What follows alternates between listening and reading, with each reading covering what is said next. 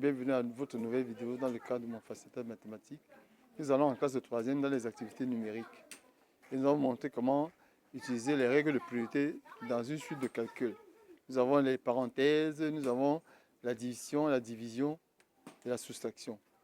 Et nous allons vous montrer qu'est-ce que vous devez appliquer comme méthode dans les règles de priorité.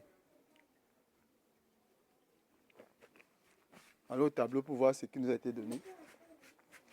Ici, c'est un exercice qui sort du BPC 2018.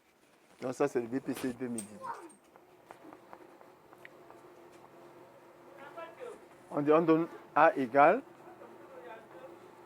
5A plus 5 demi divisé par 2 cinquièmes plus 4 cinquièmes moins 9 huitièmes. Montrer que c'est un entier, non, un nombre entier naturel ou entier relatif. Quand on dit entier, ça peut être entier naturel, entier relatif. Dans une suite d'opérations, c'est que les parenthèses sont prioritaires. On commence par les parenthèses. A égale, on calcule ce qui est entre parenthèses. Ici, c'est 2. Regardez bien, ça c'est... On va réduire le même numérateur. Or, les deux nombres sont multiples. Donc, on peut réduire par 4 ici. Donc, on va pas être... On va aller... Comme c'est 2 et 4 sont deux multiples, on va mettre 4 ici. Donc, si on multiplie par 2, on va faire 5K plus 5 fois 2 sur 2 fois 2. Pour qu'on ait 4 ici et 4 ici. Parce que les deux nombres sont des multiples. Divisé par.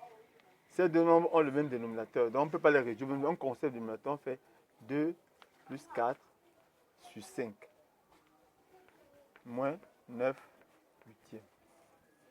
Donc ici, ça va nous donner 5K plus 10K.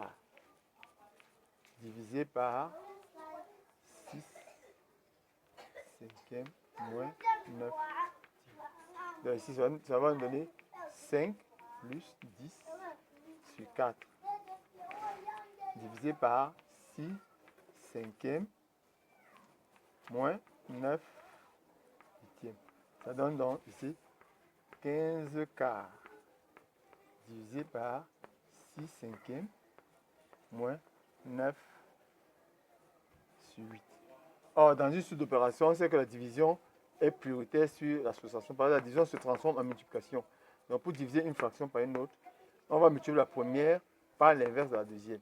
Donc, ça va donner 15 quarts fois 5 sur 6 moins 9 huitièmes. Or, lorsque vous multipliez deux fractions, vous regardez diagonalement si vous pouvez simplifier. Donc, ici, c'était 6 cinquièmes, vous avez 5 sixièmes. Est-ce que je peux simplifier comme ça? Est-ce que je peux simplifier comme ça? Regarde si c'est possible. Ici, il peut simplifier par 3. Ça fait 2 ici. Par 3. 3 fois 5, 15. Ça fait 5 ici. Voilà ce que ça donne. Je simplifie ici par 3. Ça fait 2 par 3. Ici, ça fait 5. Maintenant, je multiplie. Ça va faire 5 fois 5. Ça fait 25. 4 fois 2. Ça va faire 8. Moins 9 sur 8. Donc, j'obtiens deux fractions qui ont le même dénominateur. Je vais conserver le dénominateur. Ça fait 8. Ça fait 25 moins 9. Donc, je calcule donc 25. 25 moins 9. 25 moins 9. Quand tu calcules 25, ça te donne 16. 16 huitièmes qui est égal à 2. Donc, on a démontré que le nombre A est un nombre entier. Regardez bien les étapes. Je recommence par les étapes.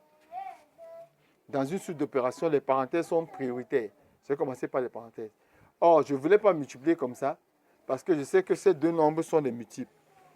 2 et 4 sont des multiples. Donc, je prends le plus grand. Le plus grand multiple, c'est 4. Donc, je transforme ça en 4. Je fais 2 fois 2 ici, ça devient 4. Donc, fois 2 ici et fois 2 ici, c'est ce que j'ai fait.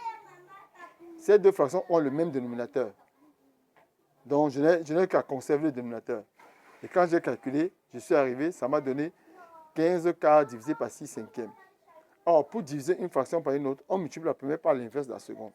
Donc, j'ai inversé, ça va donner 5 sixièmes. Or, lorsque vous multipliez des fractions, regardez si vous pouvez simplifier diagonalement comme ça. Ici, je ne peux pas. Mais ici, je peux par 3, ça fait 2. Par 3, ça fait 5. Donc, ce qui reste, c'est 5 fois 5, 25. 4 fois 2, 8. Moins 9 huitièmes. Donc, j'obtiens à la fin deux fractions qui ont le même dénominateur. Je conserve 25 neuvièmes 25 moins 9 sur 8, ça me fait 16 sur 8, ça fait 2. Voilà la démonstration qu'on nous a demandé. Nous avons réussi à démontrer, en respectant les règles de priorité, que le nombre A est un nombre entier.